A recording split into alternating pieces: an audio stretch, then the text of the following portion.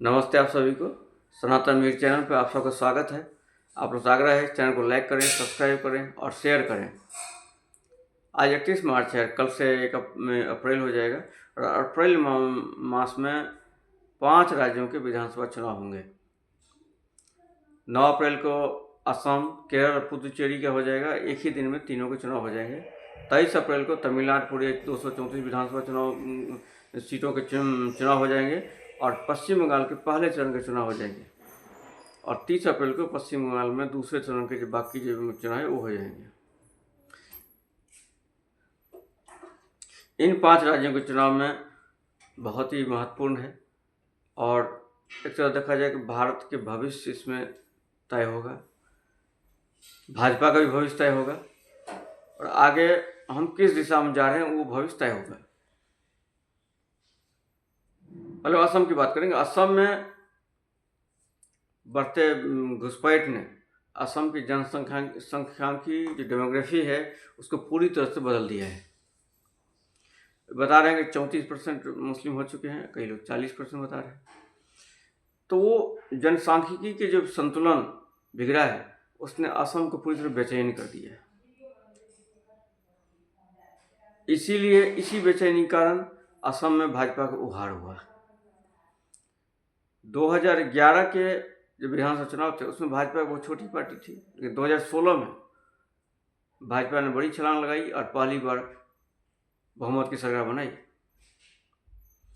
और 2021 में भाजपा दूसरी बार जीती और कांग्रेस आए हुए हिमंता बिस्वा शर्मा को उन्होंने कमान सौंपा, उस पर विश्वास जताया। ये अवसर बहुत ही कम होता है जब भाजपा दूसरी पार्टी जाने वाले और बिना संघ के पृष्ठभूमि के लोगों को मुख्यमंत्री बनाता है।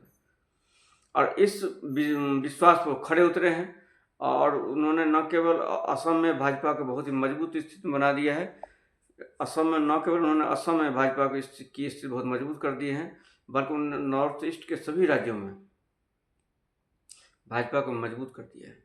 एक तरह से कांग्रेस का पूरी तरह से प्रभाव है, दुर्ग है, वो ध्वस्त कर दिया गया।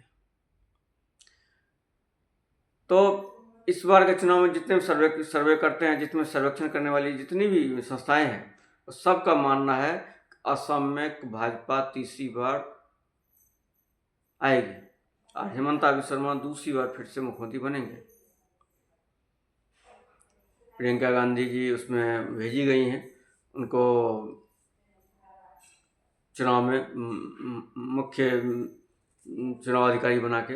लेकिन कई लोग ये मानना है कि उनको जानबूझ कर दिया गया है कि असम वो हार जाए और उनका जो राहुल गांधी को टक्कर देने की जो अंदर खानी चल रही है वो ख़त्म हो जाए। इसलिए केरल के वायनाड से सांसद होते हुए उनको केरल का प्रभारी न बनाकर असम में भेजा गया है। असम के डेमोग्राफी चेंज होने से नॉर्थ ईस्ट की स्थिति बहुत ही खराब हो गई है। इसलिए ये चुनाव बहुत ही महत्वपूर्ण है हमारे लिए भी, भारतवर्ष के लिए, हिंदू समाज के भविष्य के लिए। दूसरा जो महत्वपूर्ण राज्य वो है पश्चिम बंगाल।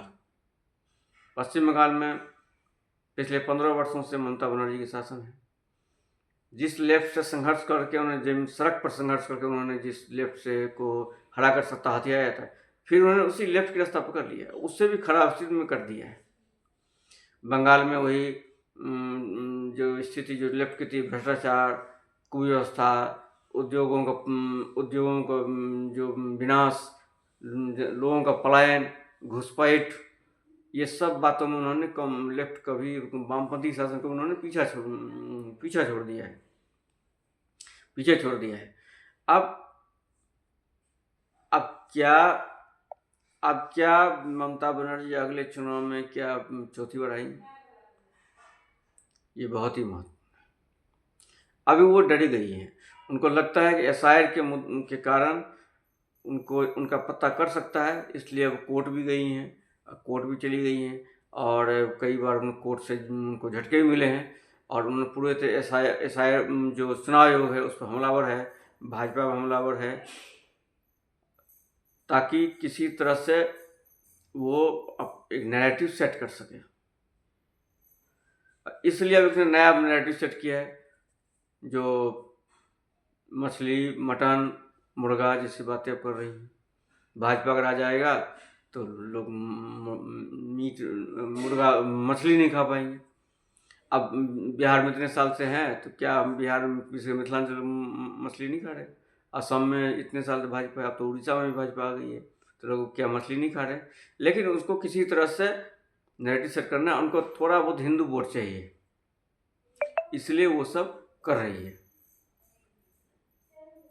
आगे जो पुडुचेरी है, पुडुचेरी में तो छोटा सा एक सारी चीज़ें पिछली बार बीजेपी सहयोगी एनडीए है उसी की सरकार बनी थी, इस पर शायद वो दोबारा आ जाए। तमिलनाडु, तमिलनाडु के जो सत्ताधारी डीएमके पार्टी है, हमेशा अपने आप को नास्तिक, सुधारक, समाज सुधारक जैसे बातें बता रहे हैं, एक पर्दा लगा कर रखा था। अब जिस तरह से उदयनिधि स्टालिन ने सनातन धर्म को डेंगू और मलेरिया कहा, उससे ये अब अच्छी तरह साबित हो गया। और वो उदयनिधि स्टालिन ने खुलकर अपने आप क्रिश्चियन बता ही रहे हैं कि ये पार्टी एक क्रिश्चियन पार्टी है। और वो सब जो मुखौटा लगाया था उसने डमी का, जो द्रविड़ राजनीति का, वो सारे मुखौटा उतर चुके हैं। जब ईसाई मिशनरी ने तमिलनाडु में घुस कर और सनातन जो तमिलनाडु है, ये सनातन धर्म का एक सबसे मजबूत गढ़ हुआ करता था, आज भी है, तो उसको धीरे धीरे ख़त्म करने ईसाई मिशनरी ने लंबी प्लानिंग के साथ उसने जो फसल बोया था, अब वो फसल लहलहा रही है।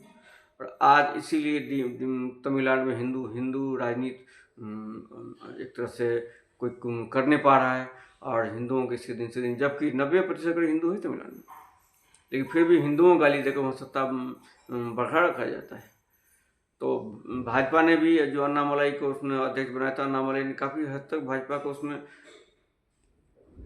मजबूत बनाने की कोशिश की, 11.5% वोट भी उसको लोकसभा में मिला था। लेकिन भाजपा को या तो सत्ता की जल्दी है या उसे तमिलनाडु में डीएमके को हराना है, इसलिए उसने उसके साथ अन्ना द्रमुक के साथ गठबंधन कर लिया है। और अन्ना द्रमुक ने उनको सिर्फ 27 सीटें दी, उससे ज़्यादा नहीं दिया। उनके महत्व की जो भी विधानसभा सीट मांगते उसको उन्होंने देने से मना कर दिया। तो स्पष्ट है भाजपा को वहाँ कुछ ज़्यादा कुछ चली नहीं, इसीलिए अन्नामलाई भी चुनाव से अपने आप को दूर करना चाहते हैं। तो इस चुनाव में अगर जीत भी जाते हैं, डीएमके हार भी जाते हैं, तो कोई अधिक फर्क नहीं पड़ने वाला है, क्योंकि अन्ना डीएमके और डीएमके कोई बहुत अंतर नहीं है। तो यहाँ भाजपा को लंबी लड़ाई करनी चाहिए थी, संघर्ष करना चाहिए था, क्योंकि तभी उसको एक बड़ी उछाल मिलती। भाजपा ने अवसर गंवा दिया है, जैसे उसने बिहार में गंवा दिया था, लंबे समय तक वो अवसर गंवा दिया, वही रास्ता वहाँ पाया है। या वो सोच रहे होंगे कि बिहार की तरह एक लंबे समय के बाद हम फिर से यहाँ आ जाएंगे, तो उनका ये सोच है। और इसी सोच के चक्कर में उन्होंने अन्ना द्रमुक को अपना जो है तारनहार बना लिया है। आगे देखते हैं चुनाव में क्या होता है। अब केरल की बात करेंगे। केरल में भाजपा कभी अधिक बड़ी पार्टी कभी रही नहीं। केरल के जो हिंदू है वामपंथी को वोट देते आ रहे हैं, और जो वामपंथी है हिंदू विरोधी है, लेकिन केरल के हिंदू उसी को वोट दे रहे हैं। तो इस चुनाव में भाजपा क्या करेगी, कितना करेगी, ये तो देखने वाली बात होगी, उससे आगे का भविष्य तय होगा भाजपा का। और केरल की भी डेमोग्राफी बहुत ही ख़राब हो गई है, हिंदू 54-55% ही रह गए हैं, धीरे धीरे हिंदू घटते जा रहे हैं। और हिंदू संस्कृति, केरल एक मजबूत हिंदू संस्कृति वाला राज्य रहा है सदैव, उसकी स्थिति हिंदुओं की जमीन कम पड़ती जा रही है। तो इस चुनाव में कितना प्रभाव बढ़ेगा ये तो समय बताएगा, लेकिन अगर जो अभी जितने भी सर्वे आ रहे हैं वो सारे सर्वे ये बता रहे हैं कि 36वीं बार वामपंथी पार्टी मतलब एलडीएफ, लेफ्ट डेमोक्रेटिक फ्रंट, 30वीं बार सरकार बनाने जा रही है।